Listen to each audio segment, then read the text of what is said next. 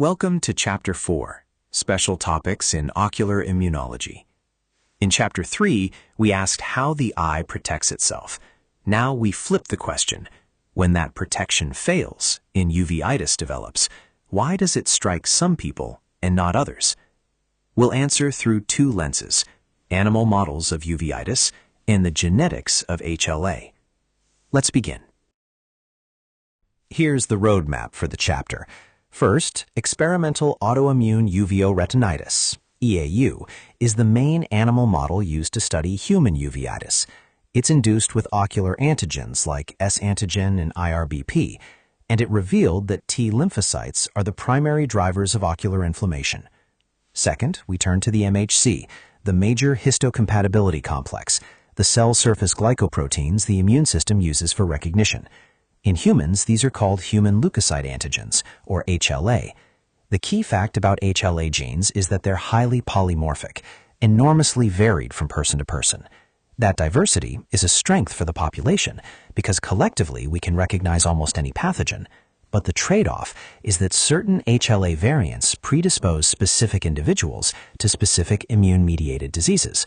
That tension, population benefit versus individual risk, is the heart of this chapter. Let's start with animal models, which have been fundamental to understanding ocular inflammatory disease. By varying the species, the antigen, the adjuvant, and the induction protocol, researchers can produce inflammation across a whole spectrum, mild to severe, brief to persistent. An important caveat up front: no animal model perfectly reproduces human uveitis, so we treat them as approximations, not exact copies. But even so, they've clarified the key mechanisms of ocular immunity. And one finding recurs across nearly every model, so hold on to it. T lymphocytes play the dominant role in ocular inflammation. That theme carries through this entire section. The workhorse model is experimental autoimmune uveitis, or EAU, the most widely used and best studied model of human uveitis. Here's the basic idea in plain terms. You take a protein found only in the retina, inject it into an animal in a way that alarms the immune system, and the immune system then hunts that protein down back in the eye, producing uveitis. The retinal proteins used are arrestin, also called S antigen, and IRBP, which is the go-to in mice. IRBP normally shuttles vitamin A derivatives between the photoreceptors and the retinal pigment epithelium. Within about 2 weeks of immunization, the animals develop inflammation, both clinically and under the microscope, involving the anterior segment, vitreous, and choroid. Notably, mouse EAU can look histologically like ocular sarcoidosis, with subretinal exudation and retinal detachment, which is part of what makes it so useful. Beyond EAU, several other models each teach a specific lesson. Endotoxin-induced uveitis helps define how leukocytes behave and how inflammation unfolds in the anterior chamber. Equine recurrent uveitis, a naturally occurring disease in horses, demonstrates autoantibodies and autoreactive T cells at work. The AIRE deficient mouse is worth pausing on. AIRE, the autoimmune regulator, is a transcription factor that acts like a training instructor in the thymus. It shows developing T cells samples of the body's own proteins so that any self-reactive cells get weeded out before they mature. Knock out AIRE and that training fails. Self-tolerance breaks down, and autoimmunity, including eye disease, emerges. Finally, EAU itself reveals two more things. Resident eye cells can amplify inflammation by ramping up MHC class II expression, and retina-specific regulatory T cells help shut inflammation down and sustain long-term remission. Now to the genetics half of the chapter, starting with the MHC, the major histocompatibility complex. Think of MHC molecules as display trays on the surface of cells. They hold up little fragments of protein, peptides, so passing T cells can inspect them and decide, self or foreign. In humans, the MHC genes sit on chromosome 6, and their protein products are the HLA molecules. By binding a peptide and presenting it to a T lymphocyte, HLA molecules effectively set the specificity of the adaptive immune response. There are two main classes to know. Class 1 includes HLA A, B, and C. Class 2 includes HLA DR, DP, and DQ. Those 6 gene families are the classic MHC genes, and they'll come up again and again as we discuss disease. The MHC region holds more than just those classic genes. There are also non-classic genes and pseudogenes. One worth knowing is HLA-DM, which sits within the Class 2 region and works as a peptide editor. In plain terms, it's a quality control step. It helps swap out weakly bound peptides, so the MHC molecule ends up displaying the ones that stick best. Then there's MHC Class 3, located physically between the Class 1 and Class 2 regions. Despite the name, it's a mixed bag of immune and non-immune genes, including those encoding complement components and inflammatory mediators like tumor necrosis factor, TMF. So the MHC region is really a dense neighborhood of immune machinery, not just the display traits themselves. Here's why HLA differs so much between people. Each HLA gene comes in many possible versions, alleles, across the population. Every person carries 2 alleles of each gene, one from mom, one from dad. A set of HLA alleles that sit close together on the chromosome and get inherited as a single block is called a haplotype. Picture it as a bundle passed down intact. Because of that bundling, siblings have about a 50% chance of sharing a haplotype. And between 2 unrelated people, a complete HLA match is quite uncommon, which is exactly why finding matched donors for transplantation is so hard. The next slide shows this inheritance visually. This figure makes haplotype inheritance concrete.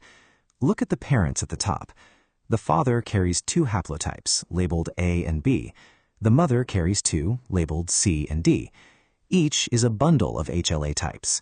For instance, the father's A haplotype is A1, B8, DR17.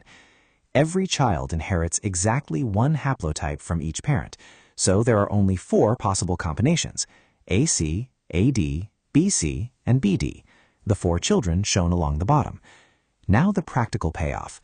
Because there are just 4 combinations, any 2 siblings have a 50% chance of sharing 1 haplotype, a 25% chance of sharing both, and a 25% chance of sharing none.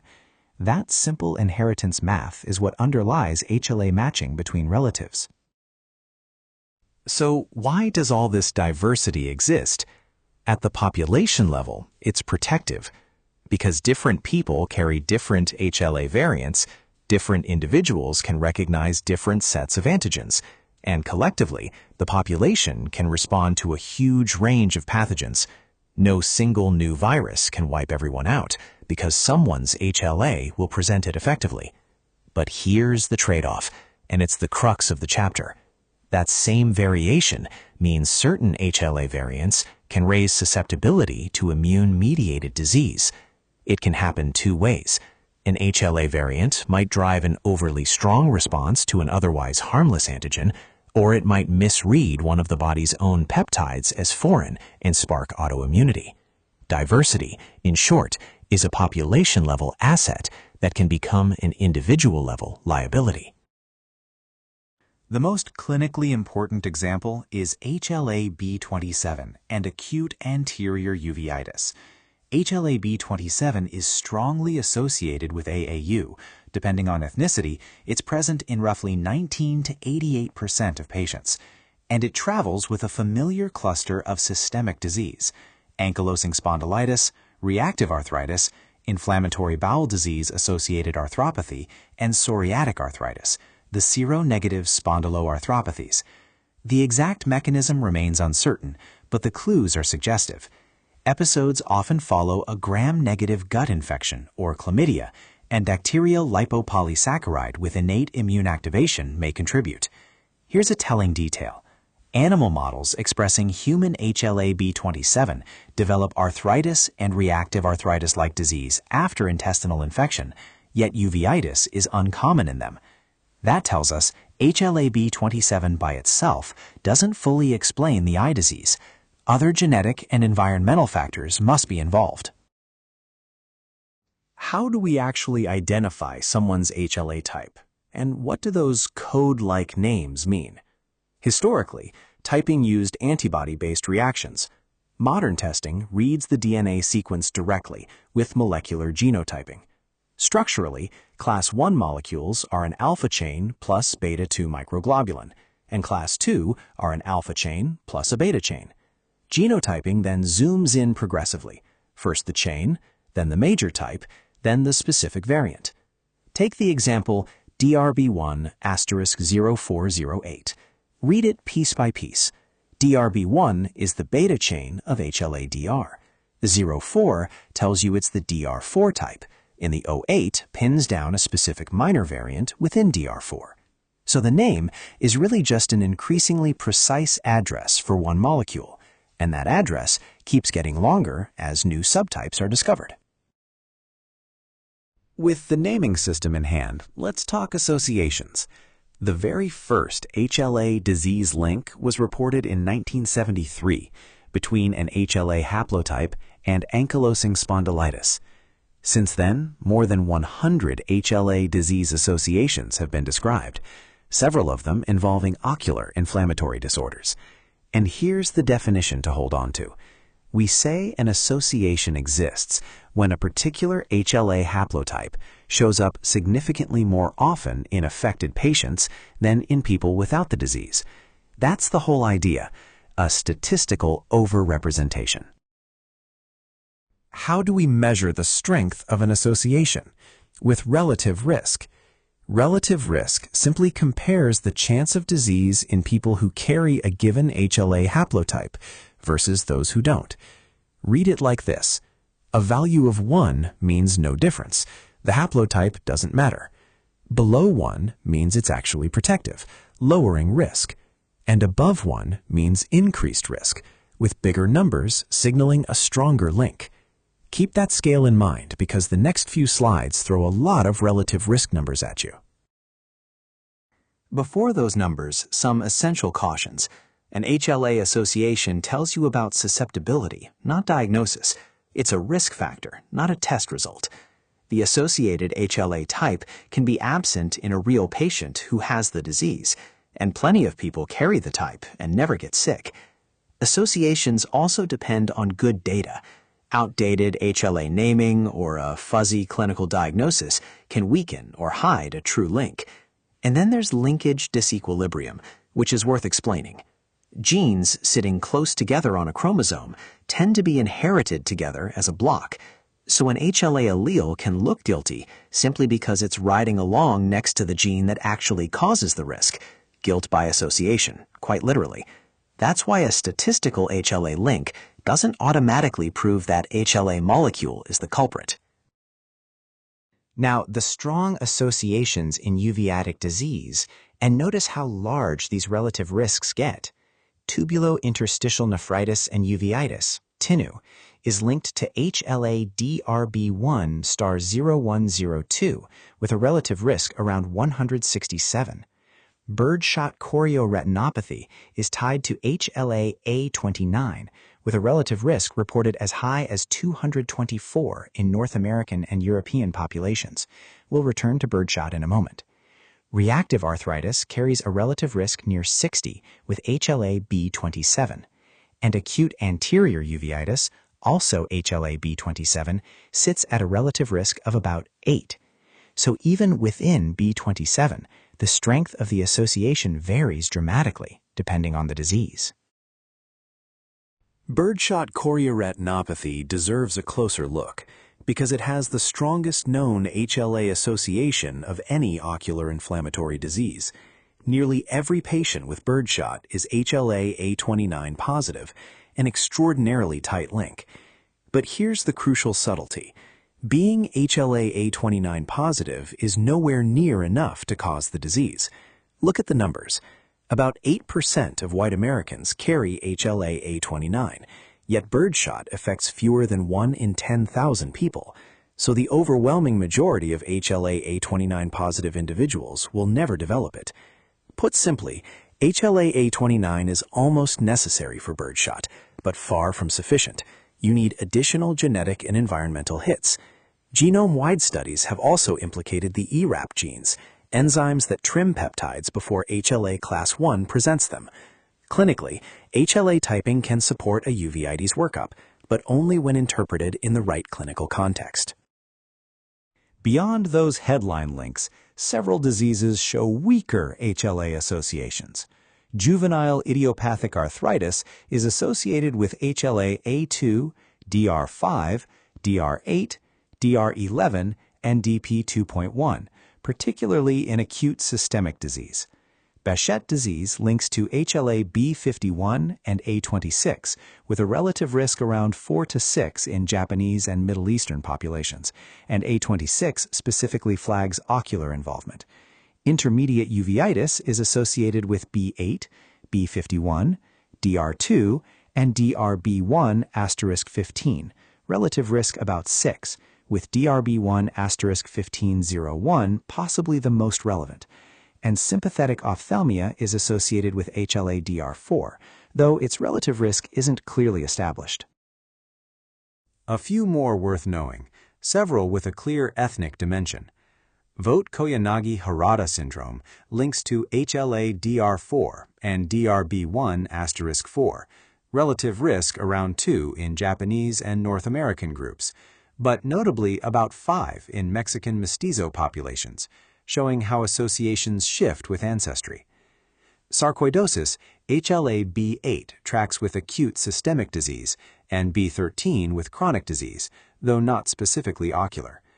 Multiple sclerosis links to B7, DR2, DRB1*15, and DQB1*0602, with a relative risk near 3 for DR15.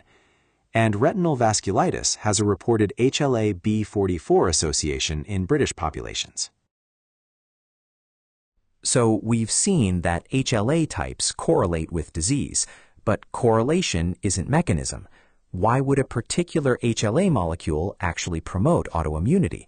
Researchers have proposed 3 main explanations, and we'll take them one at a time: preferential peptide binding, molecular mimicry, and T-cell receptor susceptibility.